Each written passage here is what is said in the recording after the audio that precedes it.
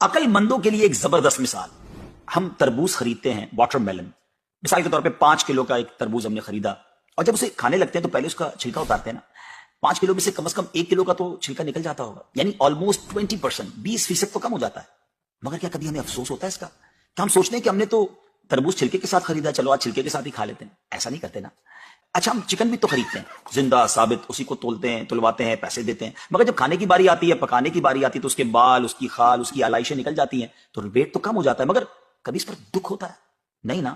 تو پھر 40,000 میں سے 1,000 دینے پر، 1,00,000 میں سے صرف 2,500 دینے پر ہمیں کیوں بہت تکلیف ہوتی ہے؟ حالانکہ یہ صرف 2.5% تو بنتا ہے، یعنی 100 روپے میں سے صرف 2.5 روپے. یہ تربوز، کیلے، آم اور مالٹے کے چھلکے اور گٹلی سے تو بہت کم ہے نا. اسی تو زکات فرمایا گیا. ہاں، ایک اور بات، سال میں ایک ہی بار دینا ہوتا ہے. مالٹے کا، تربوز کا تو ہر بار چھلکا اتارنا ہوتا ہے نا. یہ 100 روپے میں سے 2.5 روپے یا 1,00,000 میں سے 2,500 روپے سال میں ایک ہی بار دینا ہوتا ہے، اور اسی کو زکات کہا گیا. کیا برکت والا کام ہے یہ. مال بھی پاک، ایمان بھی پاک، دل اور جسم بھی پاک، اور معاشرہ بھی خوشحال. اتنی معمولی رقم، یعنی 40 روپے میں سے صرف 1 روپے، اور فائدے کتنے زیادہ، اجر کتنا زیادہ، برکت کتنی زیادہ. تو اب اپنی زکات ہم نے پوری دینی ہے. عقل مندوں کے لیے ایک زبردست مثال. ہم تربوز خریدتے ہیں، واٹر میلن. مثال کے طور پہ 5 کلو کا ایک تربوز ہم نے خریدا، اور جب اسے کھانے لگتے ہیں تو پہلے اس کا چھلکا اتارتے ہیں نا.